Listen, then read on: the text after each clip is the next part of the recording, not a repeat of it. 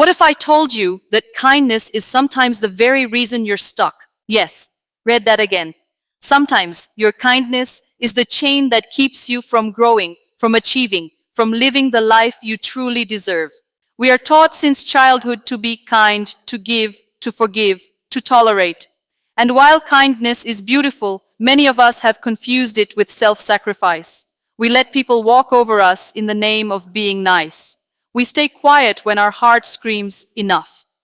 We say yes to everyone while silently killing our own dreams. Kindness without boundaries is weakness, because when kindness turns into an uncontrolled habit, it stops being a virtue and starts becoming a burden.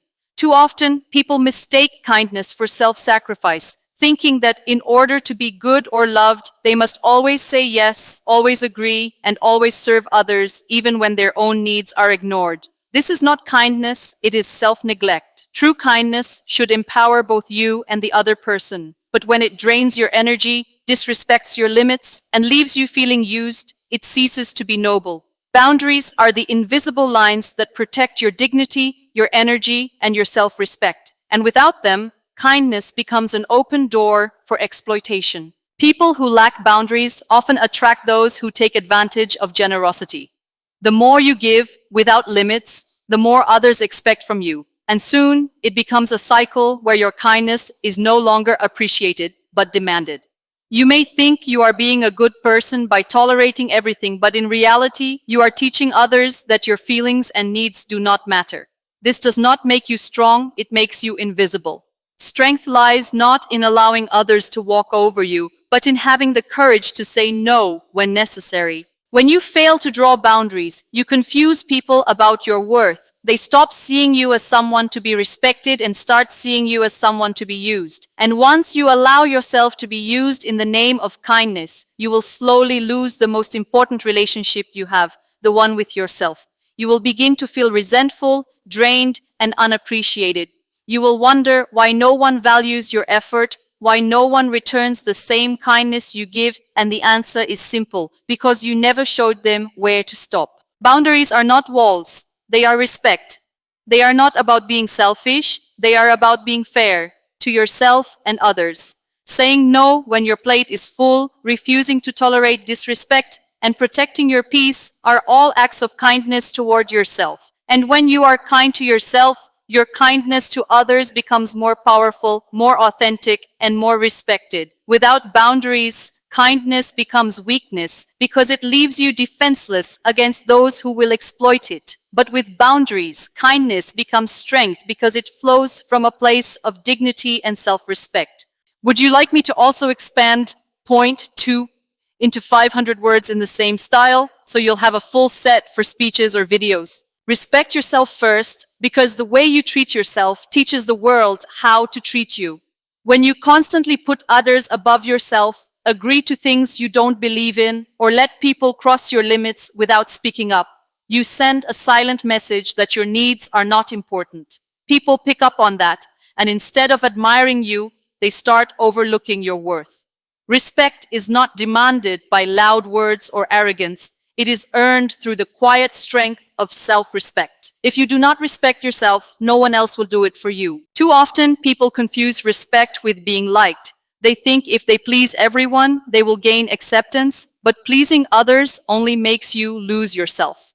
The truth is, the world does not truly value people who are always available, who always agree, and who always sacrifice their own voice. They may be appreciated temporarily, but they are rarely respected. Respect is born when you have the courage to take a stand, even when your stand makes others uncomfortable. Respect is earned when you set limits, say no when necessary, and honor your own values. Self-respect is not about pride or ego. It is about knowing your worth and refusing to bargain it for temporary approval. Every time you choose to let someone disrespect you without speaking up, you are lowering the standard of how you deserve to be treated. Every time you betray your own principles just to fit in, you are teaching people that your truth is negotiable. And when your truth becomes negotiable, your respect disappears. On the other hand, when you choose to stay firm, even if it costs you relationships or opportunities, you show the world that your values are not for sale, and that is when respect grows. The people you admire most in life are not the ones who bowed down to please everyone, but the ones who stood tall despite the pressure to bend. They may not have been liked by everyone, but they were respected by all. That is the difference between being kind without limits and being firm with dignity. When you respect yourself first, you do not need constant validation from others because your confidence comes from within.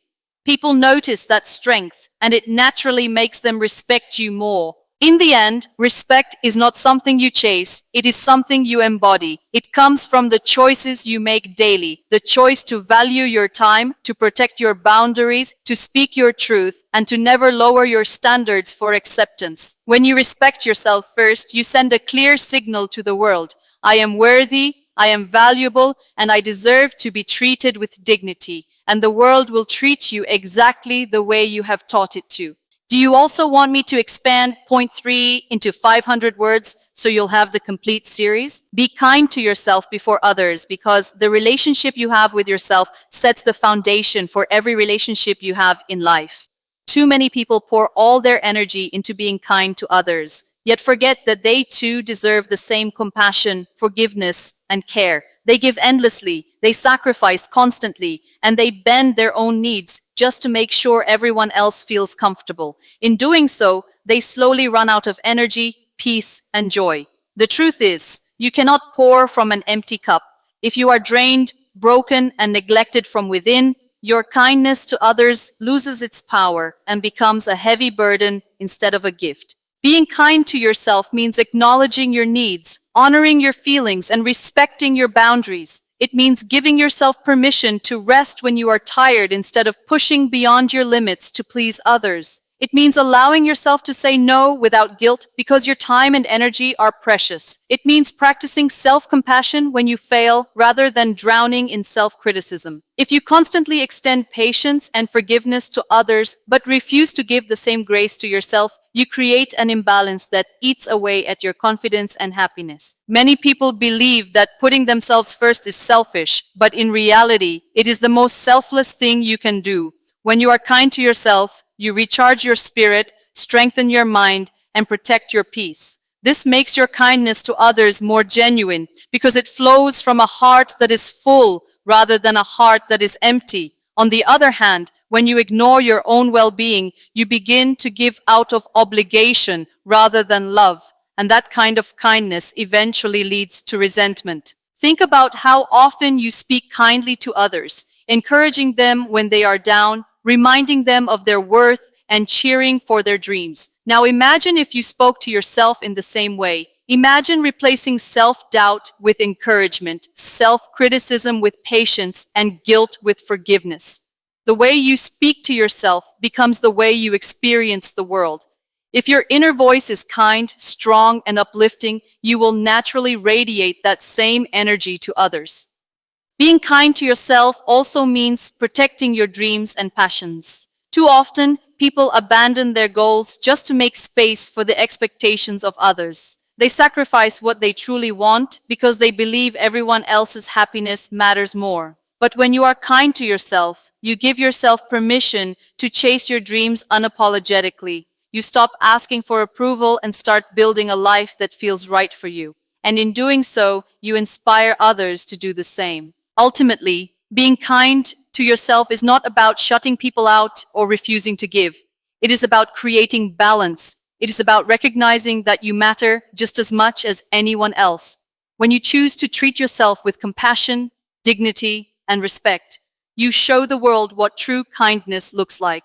And only then does your kindness to others become a reflection of strength rather than sacrifice. The truth is, people don't respect those who are endlessly kind. They respect those who respect themselves first. So stop being kind at the cost of your dreams. Stop being kind at the expense of your happiness. Be kind to yourself first. Set boundaries, speak your truth, and walk away from what doesn't serve you.